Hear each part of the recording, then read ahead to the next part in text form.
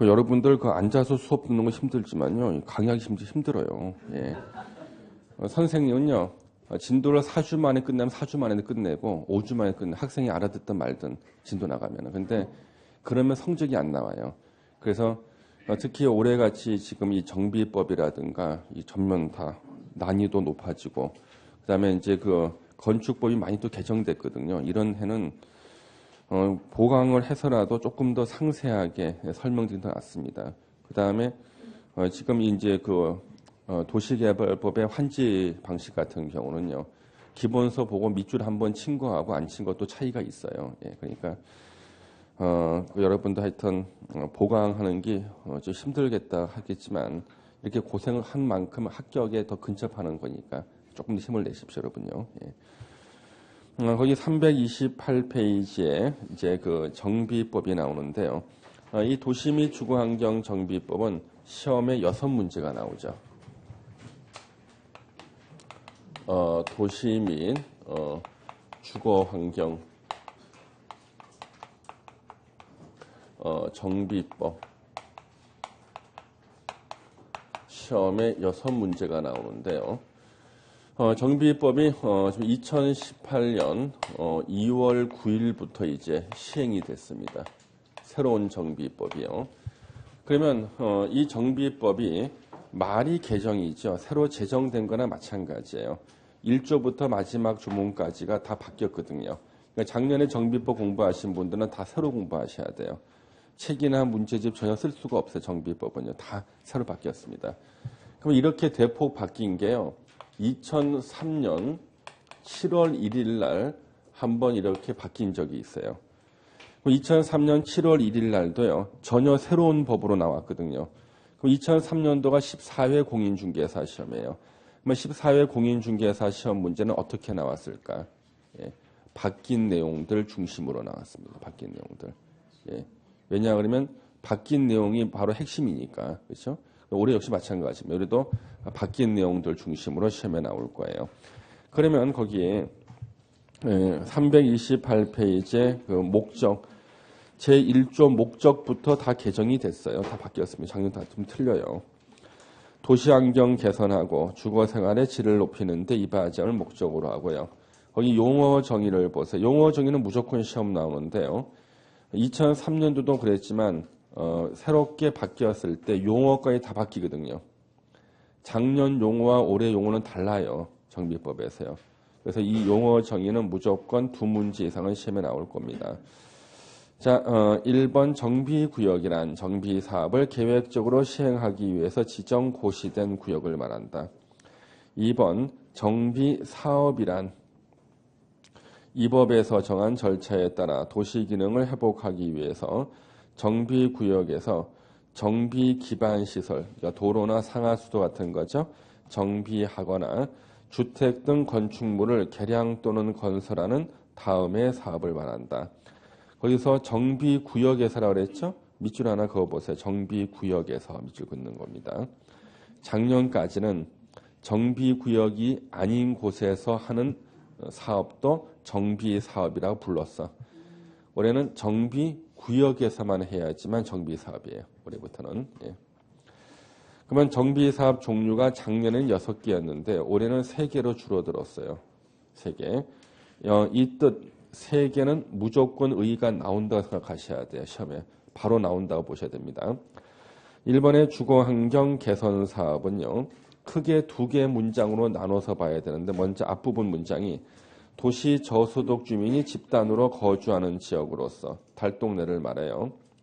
정비 기반 시설, 도로 상하수도 같은 게 극히 열악하고 노후 불량 건축물이 과도하게 밀집한 지역의 주거 환경을 개선하거나 여기까지가 앞에 한 문장이에요. 이제 뒷문장 단독주택 및 다세대 주택이 밀집한 지역에서 정비 기반 시설과 공동 이용 시설, 어린이집 같은 거 확충을 통해서 주거 환경을 보전 정비 개량하기 위한 사업을 말한다. 그래서 앞부분은요. 달동네를 정비하는 것이고 뒷부분은요. 뉴타운이나 재개발이 중단된 지역에 뒷정리를 해주는 사업이에요. 둘 다 합쳐서 이제 주거 환경 개선 사업이에요. 그러면 거기 정비 기반 시설이라는 단어가 두 번 나오죠. 그렇죠? 거기다 가로치고 가로에 공통적으로 들어갈 말은, 그다음에 공동 이용 시설이라는 말 나오죠. 가로치고 가로에 들어갈 말은, 이게 시험 문제가 되는 거죠. 자, 이번에 재개발 사업은 정비 기반 시설이 열악해요. 아까 그 위에는 극열악이었죠. 이거는 그냥 열악이야. 그래서 수돗물을 갖다가 수도를 빨아도 물이 안 나올 때 극열악이야. 예. 빨면 나오면 열악입니다. 예. 그래서 극열악과 열악, 이것도 시험에 지문에 나올 수가 있어요. 그다음에 노후불량 건축물이 밀집한 지역에서 주거 환경을 개선하거나, 여기까지가 주택을 재개발하는 거고요. 거기까지 한 문장이야. 그 뒷부분 상업지역, 공업지역에서 상가 새로 짓거나 공장 새로 짓는 거. 그래서 도시기능 회복 및 상권 활성을 위해서 도시 환경을 개선하기 위한 사업이다. 그래서 재개발 사업은 앞부분은 주택을 새로 짓고 뒷부분은요 상가나 공장을 새로 짓는 거예요. 그래서 현재는 주택, 상가, 공장 새로 짓는 걸 다 뭐라고 불러요? 재개발 사업이라 불러요. 예. 3번에 이제 재건축 사업은 정비 기반 시설은 양호하다. 물이 잘 나와요. 양호. 열악도 아니야. 양호야, 양호. 노후불량 건축물에 해당하는 공동주택에다 밑줄을 치세요. 작년까지는 그냥 주택이었는데 올해는 공동주택이에요. 그래서 밀집한 지역의 주거 환경을 개선하기 위한 사업. 작년까지는 재건축은요. 단독주택을 부시고 재건축 가능했어요. 공동주택을 부시고도 재건축 가능했어요. 그런데 올해는 단독주택 부시고 재건축은 정비법에서 없애버렸어요. 그리고 특별법으로 만들었어요. 빈집 및 소규모 주택 정비에 관한 특례법으로 바꿔버렸습니다. 그래서 우리는 그건 시험범위 아니에요. 그런데 중개업할 때는 그 법을 알아야 돼. 올해 합격하고 난 다음엔 그 법은 따로 공부하셔야 됩니다.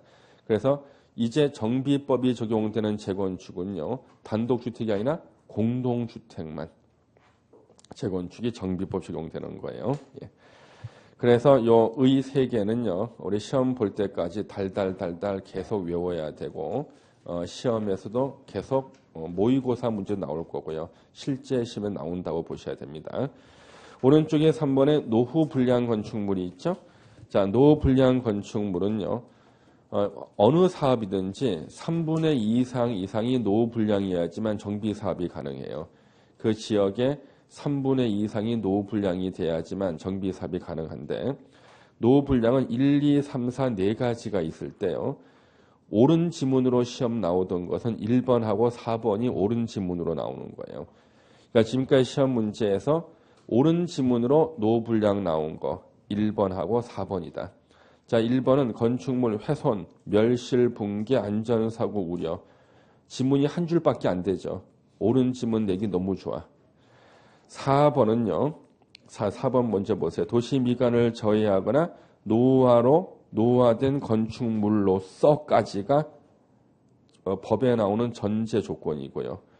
밑에 동그라미 1번하고 2번이 대통령령에 나오는 종류예요.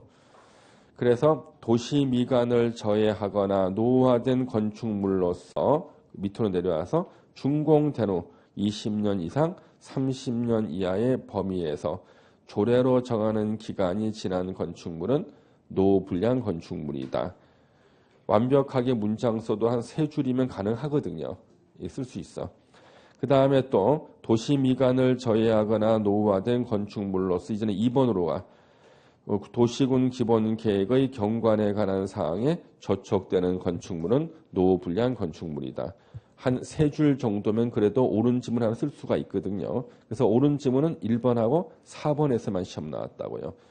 그런데 이제 3번을 보세요. 3번. 3번은요. 전제 조건이 반가로 1번, 반가로 2번 두 개가 전제 조건이야. 둘 다 써줘야 돼. 그래서 밑에 동그라미 1번, 2번, 3번이 대통령령에 나오는 노후불량의 종류예요. 그러면 반가로 1, 2번 쓰고 동그라미 1번 연결시켜 쓰거나 그 다음에 2번 연결하거나 3번 연결해야 돼요. 어느 문장을 선택해도 최소한 4줄 이상이 나와. 최소한. 그래서 옳은 지문으로는 시험에 못 내고요. 틀린 지문으로만 나왔어, 시험에서. 그러면 한번 보시면은 방가로 1번, 2번 전제 조건. 이건 법에 나와요. 주거 환경이 불량한 곳에 소지하고 위치하고 효용의 현저한 증가가 예상되는 건축물로서 1번에 건축법 57조 1항 대지의 분할 제한 면적이에요. 지자체 조례로 정하는 분할 제한 면적에 미달될 때 이때는 노후 불량이다. 건물을 지어놓은 대지가 너무 좁아요. 그래서 건물을 제대로 쓸 수가 없대요. 건물이 낡아서 못 쓰든 대지가 너무 좁아서 못 쓰든 못 쓰는 건 마찬가지죠. 노후 불량으로 그 건물 철거할 수 있다는 거예요. 그 다음에 그 뒷부 문장 주거 환경이 불량한 곳에 위치하고 효용의 현저한 증가 예상되는 건축물로서 도시군 계획시설 등의 설치로 인해서 효용을 다할 수 없게 된 대지에 있는 건축물. 그럼 예를 들어서 이런 건물을 보시면은요. 대지가 이렇게 있는데 대지 안에 지은 지 얼마 안 되는 새 건물이 이렇게 있어요. 새 건물. 아직 페인트도 안 말랐어. 새 건물 반짝반짝거리는데 이쪽으로 도시군 계획시설이 설치가 된 거예요. 철도 같은 거. 제일 빠른 철도가 뭐예요? 예? 은하철도. 예. 그 다음에 이쪽에 무슨 공원이 이렇게 설치가 되어 있습니다. 그러면은 요 건물은 새 거라도 이런 도시군 계획시설 때문에 저 건물을 제대로 못 쓰겠죠. 그러면 노후 불량으로 철거할 수 있다는 거예요. 예. 동그라미 1번은 시험에 나온 적 있을까? 없어. 예. 내려고 봤더니 한 6줄 써야 돼. 못 써. 동그라미 2번은 시험에 요 문장 그대로 나왔어요. 공장의 매연 소음으로 인해서 위해를 초래할 우려가 있는 지역에 있는 건축물. 2번 지문 그대로 썼는데 틀린 지문으로 반주했어요. 왜? 전제 조건 방가로 1번, 2번을 빼고 썼거든. 그러면 틀린 지문 만들 때 너무 좋지. 그렇죠? 전제 조건 안 쓰면 바로 틀린 지문 되니까. 예. 그 다음에 동그라미 3번은요. 역시 틀린 지문으로 나왔어요. 전제 조건 없이 해당 건축물을 준공일 기준으로 40년까지 사용하기 위해서 들어가는 보수 보강 비용이 철거 후 새 건물을 짓는 데 들어가는 비용보다 클 것으로 예상되는 건축물. 이게 바로 경제성 기준이라는 건데요. 어느 낡은 건물이 있어요. 그래서 매년 수리비가 지출이 되는 거예요.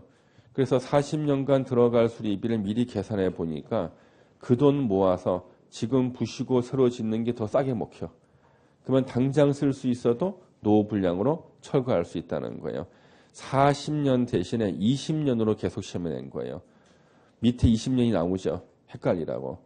근데 지금 헷갈리지 않을 것처럼 보이지만 시험지를 봐도 헷갈려. 40년인지 20년인지. 그래서 이런 분들은요. 부부가 결혼해서 특별한 일이 없으면 40년 정도 같이 살겠죠. 예.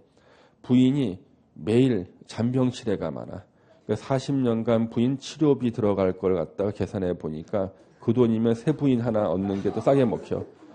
그러면 부인이 노후불량인 거야. 노후불량인 거야. 가슴에 와 닿는다는 거예요. 그래가지고 안 까먹어. 시험장에서 40년 생각하시는 거예요. 40년. 예. 20년 계속 나왔습니다. 예.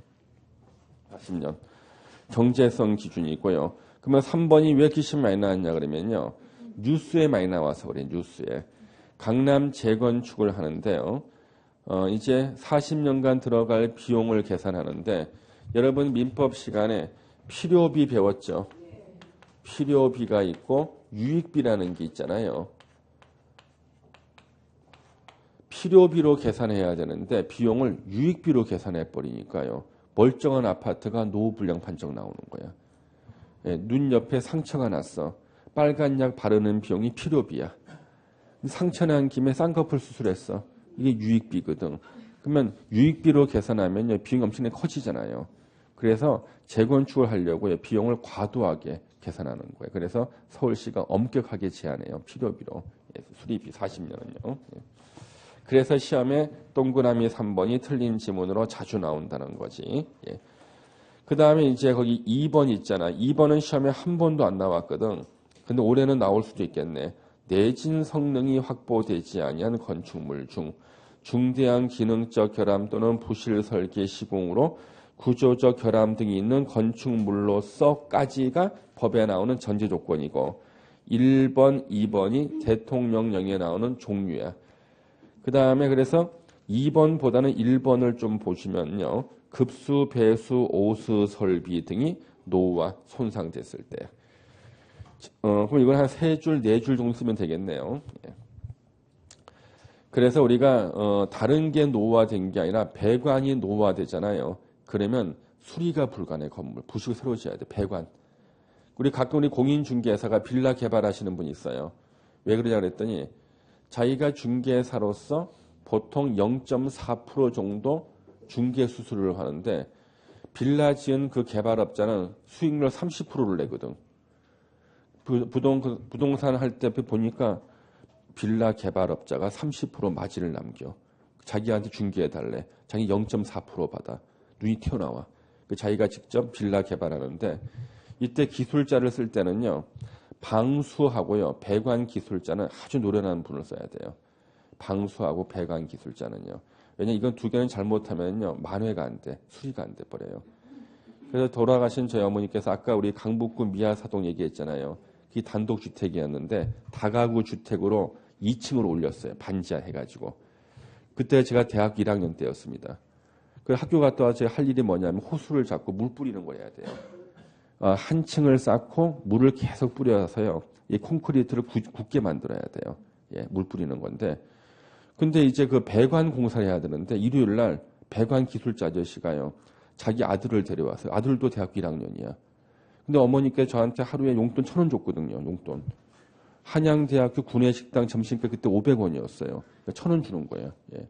근데 이 배관 기술자들한테 야 너는 아버지가 힘들게 일한다고 아버지 도와드리려고 나왔구나 하면서 10,000원짜리를 주는 거예요. 용돈 쓰라고. 저 눈 튀어나왔어요. 그때. 이 아들한테는 돈 1,000원 용돈. 배관 기술자 같은 대학 1학년 아들한테는 파란색 10,000원짜리 하나를 주는 거예요. 그랬는데 이제 그 공사 다 끝나고 나서 그때 장마철이 됐는데요. 비가 그렇게 오는데 물이 한 방울도 안 새. 예, 배관도 너무나 튼튼해. 배관도. 예, 10,000원의 위력이지 그게. 예, 배관이. 야, 그래서 제가 어머니가 보니까 이거 돈 주는 사람을 봤더니 방수 기술자하고 배관 기술자한테만 돈을 주더라고요. 예. 제 어머니가 그 예전에 그거 있잖아요. 복부인이었잖아요. 예, 건물도 개발하고 예, 하셨는데 그래서 근데 이제 그 집이 제 동생이 상속을 받았어요. 예, 부인 돌아가시고 제 동생이 상속받아서 얼마 전에 이것을 개축을 했거든요. 부시는데 힘들었어. 얼마나 튼튼하게 지어놨는지. 예, 예. 그러니까 몇만 원 이렇게 잘 쓰면은 이게 건물이 오래 가는 거예요, 여러분요. 예. 그래서 급수, 배수, 오수 설비는요. 잘못되면 차라리 부시고 새로 짓는 더 나아요. 그래서 여기 나오는 겁니다. 그래서 오늘 시험에 나올 수 있으니까 체크하시고요. 자, 이제 노후 분량 다 공부했다. 예. 밑에 4번에 정비 기반 시설이 있죠. 오늘 뒤에 5번에 공동 이용 시설하고 구별하는 문제가 4문제나 나왔어요. 먼저 정비 기반 시설은 출신이 기반 시설이야. 기반 시설에 해당하지 않으면 정비 기반 시설이 될 수가 없어요. 자, 정비 기반 시설, 도로 상하수도, 공원 공용 주차장 공동구인데 공자로 시작되는 3개의 밑줄을 치세요. 공원 공용 주차장 공동구는 비록 공자로 시작하지만 공동 이용 시설이 아니라 정비 기반 시설이다. 다음 페이지를 넘기면은 5번에 공동 이용 시설이라고 나오죠.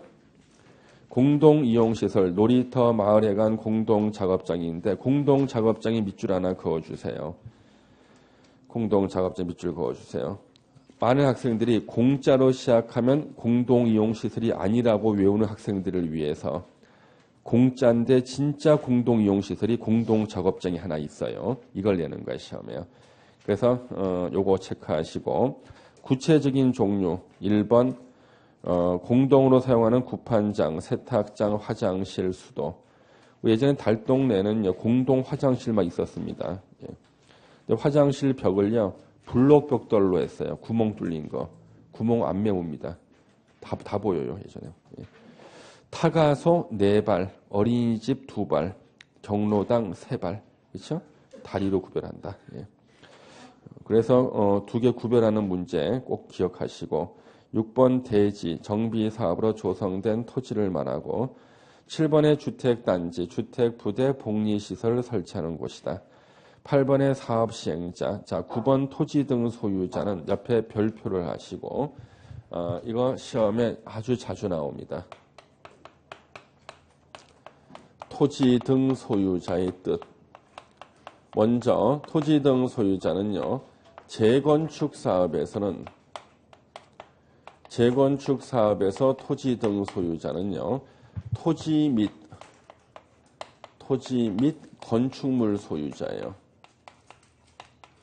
건축물 소유자. 앞뒤를 바꿔서 건축물 및 토지 소유자도 상관없어요. 이 밋이란 말이 중요해요. 밋은 뭐냐면 한 사람이 토지와 건축물을 다 가지고 있다는 뜻이에요. 그래서 재건축 사업에서 토지 등 소유자 그러면 한 사람이 토지와 건축물을 다 가지고 있을 때 토지 및 건축물 소유자로서 토지 등 소유자가 됩니다. 그럼 만약에 조합을 만든다 그러면요. 토지 등 소유자에 해당이 돼야지만 조합원이 될 수가 있고요. 조합원에 해당이 돼야지 분양을 받을 수가 있거든요. 이렇게 된다는 거지. 예. 그래서 시험에서는요. 틀린 지문으로 지상권자가 계속 나온 거예요. 틀린 지문으로 지상권자 X. 지상권자 X. 지상권자는 재건축 사업에서 토지 등 소유자가 되지 못한다. 무수히 나왔고요. 그 다음에 이제 두 번째로, 주거 환경, 개선 사업하고 재개발 사업이 있어요. 재개발 사업. 요 두 개는요, 이때 토지 등 소유자는 토지 소유자 또는 건축물 소유자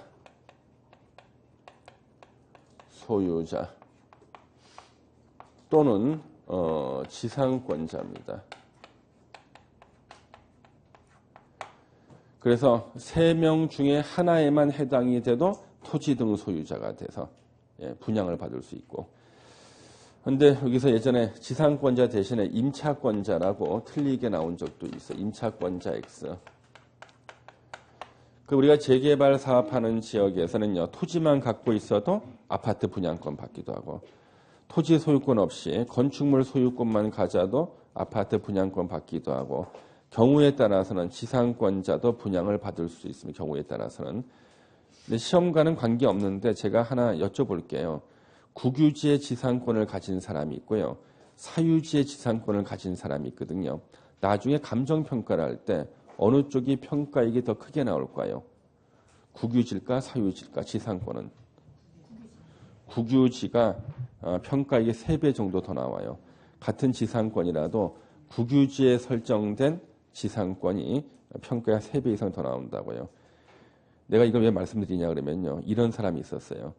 국유지의 지상권을 가지고 있는 사람한테 사유지 지상권을 가지는 사람과 서로 바꾸자 그러는 거예요.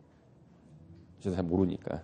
예. 그건 그 사람이 3배가 더 비싼 거는데 바꾸자는 거예요. 사기치려는 거죠, 한마디로. 예. 예. 그래서 국유지가 3배 정도 더 평가가 더 나옵니다. 예. 자, 그래서 토지 등 소유자 요렇게 정리를 하시면 되고 시험에 워낙 자주 나와요. 자, 10번에 토지주택공사 등은 둘을 말해요. 한국토지주택공사와 지방공사, 도시공사를 말하죠. 2개를 말한다. 이것도 시험에 한번 나왔었고요. 자, 11번 정관 등이란 거기 정관 규약 시행 규정인데 박스 안에 3번을 체크해야 돼요. 박스 안에 3번을 보시면요. 특별자치시장, 특별자치도지사, 시장, 군수, 자치구, 구청장 나오죠? 총 5명이에요. 이 5명을 줄여서 부르는 용어가 있어요. 시장, 점찍고, 군수 등이라고 한다. 이거는 정비법에서만 쓰는 거예요. 이것은 다른 법에서는 이런 말 없어요. 정비법에서만 이 5명을 시장, 군수 등이라고 합니다. 정비법에서만 쓴다고 제가 노래를 불러요. 그래도 내일이면은 인터넷 질문이 올라와요. 시장, 군수 등이 다른 법에서는 안 쓰냐고 물어봐요. 예. 내가 수십 번을 얘기해도 너는 얘기해라. 나는 그래도 질문하겠다는 분들이 있어요. 그럼 안 돼. 정비법에서만 쓰는 약속 5명을 시장, 군수 등이라고 하는 겁니다. 예. 그 뒤에서는 계속 시장, 군수 등으로 나와요. 예. 그렇게 보시고요. 그 다음에 밑에 도시 주거 환경 정비 기본 방침이라는 게 나옵니다. 정비 사업은 도시가 낡았을 때 새롭게 만드는 거고요. 도시가 낡았을 때 새롭게 만들 책임은 지자체장한테 있어요. 그래서 요 지자체장은요. 정비 사업의 적극적인 권한자로 등장하지만 정비법에서는 국토부 장관은 적극적인 권한자로 등장하지 않습니다. 예외적으로 수동적이거나 보충적으로만 등장해요. 수동적이나 보충적으로만 등장한다. 그래서 보고를 받거나 기준을 정하거나 방침을 세우거나 그때만 등장하는 거예요. 여기선 주어가 국토부 장관이고요. 10년마다라 나왔죠? 10년마다. 정비법 뻑하면 10년 나와요. 예. 5년마다 타당성 재검토가 나옵니다. 자, 그러면은 우리 5년마다 타당성 검토, 우리 시험범에 총 몇 번 나온다 그랬습니까? 5번. 이게 몇 번째 나온 겁니까? 3번째 나온 겁니다. 첫 번째 어디서 나왔습니까? 국토계획법의 도시군 기본계획, 5년마다 타당성 재검토. 두 번째, 도시군 관리계획, 5년마다 타당성 재검토. 세 번째가 정비기본 방침. 좀 이따 나올 정비기본계획이 4번째. 저 뒤에 이제 주택법의 리모델링 기본계획이라는 게 있어요. 그게 5번째로 나오는 거예요. 5개 외워놓으면 시험에서 하나를 만나게 돼 있습니다. 예. 그 다음에 뒤로 넘기시면 이제 기본계획이 나오죠. 정비 기본계획이 나옵니다. 그럼 여기서부터 이제 절차 진행 순으로 보는 거예요.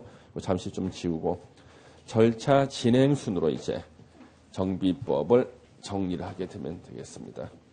미리 말씀드립니다만은 우리 이번 달에는요. 정비법의 핵심 내용들만 보세요. 세부적으로 들어가 봤자 어차피 이해가 안 돼요. 이번 달에는요. 왜냐하면 정비법이 난이도가요. 작년보다 2배가 어려워졌어요. 난이도가. 법을 갖다가 법 만드는 사람 편하게 만든 거예요. 공부하는 사람은 아주 힘들게 만들어놨어요. 그래서 이번 달에는 뼈대 위주로 공부하셔야 정비법을 뼈대 위주로 공부하시는 겁니다. 그래서 먼저 정비 기본 계획부터 출발이에요. 정비 기본 계획. 정비자 빼고 그냥 기본 계획 그래도 돼요. 이 정비 기본 계획은 정비 사업의 방향을 제시하는 계획입니다. 방향 제시. 구체적인 얘기는 나오지 않아요. 방향을 제시하는 계획이다. 구체적인 얘기는 나오지 않습니다. 그래서 요거는 누가 수립하는가? 수립권자는요. 특별시장, 광역시장, 특별자치시장, 특별자치도지사, 시장까지 수립을 합니다. 그러면 수립하지 못하는 사람, 국토부 장관 X, 도지사 X, 그리고 군수 X입니다. 그래서 여기 수립권자가 나오는데 서울특별시 정비기본계획은요. 서울특별시장이 수립해요. 그러니까 서울시 전체를 대상으로 서울시 정비기본계획이 딱 하나가 수립돼 있어요. 서울시 정비기본계획을 열람해 보면은요. 서울시 전체를 대상으로 서울시 각 동별로 서울시 어느 동은 몇 년도에 무슨 사업을 추진한다 이렇게 써 있어요. 그러니까 한남동은 몇 년도에 재개발 사업을 추진한다. 보강동은 몇 년도에 재개발 사업 추진한다. 사당동은 몇 년도에 재개발 사업 추진한다. 이런 식으로 몇 년도에 어떤 사업을 추진한다는 방향 정도만 나온 게 정비 기본계획. 서울시 전체 하나밖에 없어요. 전체. 그러면 여기에 정비 기본계획은요. 수립하는 수립 단위가 있습니다. 수립 단위 요거 10년 단위입니다. 10년이면 강산이 바뀌죠. 10년 단위로 수립하고 세 번째 시장, 단 대도시 시장을 제외한 시장이 수립했을 때는요. 관할 도지사에게 승인을 받아야 돼요. 그래서 대도시 시장이 아닌 시장이, 그러니까 인구 50만이 안 되는 시장이 정비기본계획 수립했을 때는 도지사 승인을 받아야 되고 기출문제, 대도시 시장이 정비기본계획 수립했을 때는 도지사 승인을 받지 않는답니다. 아셨죠? 예. 그 다음에 네 번째가요. 5년마다 재검토. 5년마다 타당성을 재검토합니다. 5년마다 재검토. 예, 나오고. 다섯 번째, 정비기본계획 수립했을 때는 국토부 장관에게 보고해야 됩니다. 보고하여야 한다. 여섯 번째는 정비기본계획의 내용이 나오는데 이것은 우리 기본서로 체크해서 보시면 되는 거예요. 자, 그럼 기본서 한번 보시면은요. 332페이지 펴보세요. 공식 명칭이 뭐냐 그러면 정비, 도시 주거환경 정비기본계획이에요. 그게 공식 명칭이에요. 근데 공식 명칭은요. 시험에 그대로 나온 적이 없어요. 공식 명칭이 시험에 나온 적이 없다고. 항상 시험에서는 정비기본계획이라고 나왔어요. 자, 수리권자 동근 1번 나왔죠? 예. 특별시장부터 시장까지 10년 단위 밑줄 치시고 그 다음에 대도시 시장은 수립해야 되지만 대도시 시장이 아닌 시장은 도지사가 수립할 필요가 없다고 인정하는 시는 수립하지 않을 수 있습니다. 그 다음에 2번 5년마다 타당성 검토죠. 예, 타당성 재검토합니다. 5년마다. 서울시 정비기본계획도 5년마다 수정돼요. 이번에 기본계획의 내용 나왔죠. 내용 시험에 자주 나왔습니다. 1번의 기본 방향, 2번 계획기간, 4번의 주거지 관리계획, 그 다음에 8번의 구도시의 광역적 재정비를 위한 기본 방향, 광역적 재정비가 뉴타운 같은 거예요. 9번에 정비 예정 구역의 계략적 범위, 10번 단계별 정비사업 추진계획, 11번 건폐율 용적률 등에 관한 건축물의 밀도 계획이 나왔죠. 12번의 세입자에 대한 주거안정대책 한 번씩 읽어주시고 앞으로 관련된 문제 많이 풀어보실 겁니다. 가로 2번에 생략사항이 있습니다. 생략할 수 있는 경우. 예. 그래서 기본계획 수립권자는 기본계획의 다음 각 호의 사항을 포함할 때는요. 9하고 10, 정비 예정 구역의 계략적 범위 10, 단계별 정비사업 추진 계획을 생략할 수 있다. 왜? 생활권의 설정이나 생활권의 주거지 정비 보존 관리 방향 이거 하다 보면은 9번과 10번에 관련되는 것들이 다 포함돼 버려요. 생략할 수 있다. 작성 기준은 누가 정하는가? 국토부 장관이 정하고요. 기본계획 수립 절차는 여러분들이 가볍게 읽어보면 됩니다. 절차적인 거는요. 예. 별로 어렵지는 않고 그 다음에 거기 가로 2번에 동그라미 2번을 보세요. 334페이지 가로 2번에 동그라미 2번 대도시 시장이 아닌 시장이 기본계획을 수립하거나 변경하려면 도지사 승인을 받아야 한다. 시험 나오겠죠? 예. 그렇게 체크해 보시면 되겠습니다. 자, 뒤로 넘기면 이제 정비계획과 정비구역 지정이 나오는데 요 정비기본계획이 수립되면은요, 요 범위 내에서 이제 정비계획을 수립합니다. 정비계획을 수립을 하고요. 그 다음에 정비구역을 지정하게 되는 거. 다음 단계가 정비구역을 지정합니다. 정비구역을 지정하게 되는 거예요. 그래서 정비계획을 먼저 수립해요. 먼저 수립하는데 정비계획을 수립해서 정비사업 대상 지역, 정비구역을 지정하게 되는 겁니다. 정비계획은 정비사업 할 때 시나리오에 해당되는 거예요. 정비계획은 정비사업의 시나리오에 해당되는 겁니다. 그럼 정비계획은 이제 누가 수립하는가? 수립권자가 나오는데요. 정비계획은 정비사업별로 한 개씩 있어요. 그러니까 서울에서 정비사업을 400군데에서 한다 그러면 정비계획도 400개야. 근데 서울시 정비기본계획은 1개. 정비계획은요. 정비사업별로 한 개씩이라고요. 그래서 정비기본계획과 정비계획이 헷갈리면 안 돼요. 정비계획은 사업별로 한 개씩이다. 그럼 정비계획을 수립하는 사람은요. 6명 시장 군수가 수립합니다. 특별시장, 광역시장, 특별자치시장, 특별자치도지사, 시장, 군수가 수립을 해요. 예. 그럼 정비구역을 지정하는 지정권자는 누가 될 것인가? 수립권자가 바로 지정권자예요. 바로 땡땡 이렇게.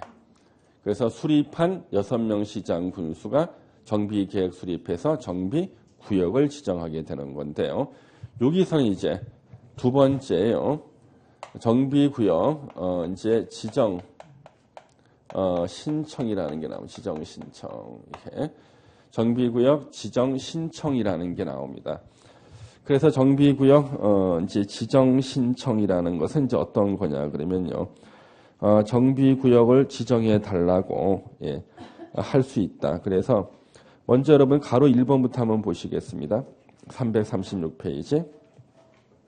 가로 1번 정비구역 지정 나왔는데 자 1번 6명 시장 군수는 군수 뒤에 광역시에 있는 군수는 빼고 예, 기본 계획에 적합한 범위에서 노불량 건축물이 밀집하는 등 대통령령으로 정하는 요건에 해당하는 구역에 대해서 밑에 하고 오른쪽 박스가 대통령령이에요. 별표에 나옵니다. 정비계획을 결정해서 정비구역을 지정할 수 있다. 정비계획 수립을 결정하고 정비구역 지정하는 사람 같은 사람이야. 6명 시장군수. 예. 2번은요. 예. 천재지변이 있거나 예. 27조도 역시 또 천재지변이 있을 때입니다. 천재지변이 있을 때는 기본계획을 수립하거나 변경하지 않고 정비구역 지정할 수 있다. 동그라미 2번이 드디어 써먹게 됐습니다. 왜냐 그러면 우리 천재지변이 있다 할지라도요. 정비기본계획을 변경하고 그 범위 내에서 정비계획 수립하고 정비구역 지정하는 건데 천재지변이 있을 때는요. 정비기본계획 없이 바로 정비계획 수립해서 정비구 지정할 수 있다는 거예요. 그래서 이제 포항에서요. 우리 아파트에 금관 아파트 나왔죠. 예. 그러면 그 아파트 단지 다 재건축해야 되거든요. 이제는요. 어느 세월에 정비기본계획 수정 변경하고 한 2, 3년 걸립니다. 저거 하려는데. 그래서 요 조문이 이제 써먹을 일이 생겼어요. 예. 기본계획 수립하거나 변경하지 않고 정비구역 지정할 수 있다. 자, 정비구역 지정 절차 나왔죠? 동그라미 1번 진입로 설치를 위해서 필요한 경우는 진입로 지역과 인접지역을 포함해서 정비구역 지정할 수 있습니다. 예. 그 다음에 밑에 동그라미 3번을 보시면요. 자치구 구청장하고 광역시 군수는요. 정비구역 지정을 신청하여야 합니다. 예, 입안에서. 자, 이거는 뭐냐? 지정 신청은요. 광역시의 군수, 인천광역시 강화군수라든가 자치구 구청장, 서울특별시 강동구청장, 자치구 구청장은요. 자기가 정비구역 지정 못하잖아요. 그렇죠? 이런 사람은요. 정비계획 수립해서 정비구역을 지정을 신청하는 거예요. 신청. 이렇게요. 그래서 광역시 군수나 자치구 구청장은요. 정비계획 수립해서 정비구역 지정을 신청해야 됩니다. 예. 그다음 뒤로 넘겨서요. 예. 338페이지 2번에 정비계획의 내용이라는 게 나와요. 그래서 이 정비계획 내용도 시험에 계속 나오는데요. 우리 책에 나오는 그 내용 어차피 다 외워집니다. 모의고사든 하여튼 문제집 풀든 계속 나오니까 1번 정비사업의 명칭이 나옵니다. 그래서 뭐 금호 제20구역 재개발 사업에 대한 정비 계획 이런 식으로 그 정비 사업의 명칭이 나와요. 정비구역과 그 면적, 도시군 계획시설, 그러니까 도로나 공원 설치 같은 거죠. 그다음 4번 공동이용시설, 어린이집 설치에 관한 계획이 나오고 5번 건축물의 주용도, 뭐 아파트 뭐 이런 거, 건폐율 용적률 높이에 관한 계획 6번, 7번, 8번 세입자 주거 대책, 9번 정비사업 시행 예정 시기 10번 이런 것들 외우는 거 아니라 그냥 임대주택 하나만 기억하시면 되고 그러니까 10번은 임대주택이다. 11번 국토계획법 52조 1항 이게 뭐냐면요. 지구단위 계획의 내용이에요. 지구단위 계획의 내용. 그래서 지구단위 계획 내용에 관한 거. 예. 이런 것들은 다 정비계획 내용에 들어간다. 그렇죠? 그 다음에 3번에 정비구역 지정 절차의 정비계획 위반 제한 이런 것들은 여러분들 한 번씩 그냥 읽어주시면 되고요. 다른 설명 안 드려도 됩니다. 예. 341페이지 가로 4번 국토부 장관에게 보고해야 됩니다. 예. 정비구역 지정 고시했을 때는 국토부 장관한테 보고하게 돼 있고요. 그 다음에 4번에 정비구역 지정 고시의 효력 요거는 이제 또 시험에 나오는 거죠. 정비구역 지정 고시했을 때 지정 고시의 효력 정비구역 지정 고시하면은요. 지정 고시하면 그 정비구역은 자동으로 지구단위 계획 구역으로 지정된 것으로 의제가 되고 지구단위 계획이 수립된 것으로 또 의제가 됩니다. 정비구역은 자동으로 뭘로 되는 거예요? 지구단위 계획구역. 지구단위 계획도 수립된 것으로 본다는 거죠. 요게 341페이지 그 밑에 내용 얘기고요. 다음 페이지 넘기시면 가로 2번은 반대예요. 반대. 반대 뭐냐면 지구단위 계획구역으로 먼저 지정돼 있을 때 정비계획 내용을 모두 포함한 지구단위 계획이 결정 고시가 되면 그 지구단위 계획구역이 자동으로 정비구역으로 지정 고시된 것으로 본다는 겁니다. 예. 그다음 적용 특례 그대로 보시고 오른쪽에 가로 4번 임대주택 있죠? 이것도 그런가 보다 하세요. 일단 지금 공부하시지만 넘겨주십시오.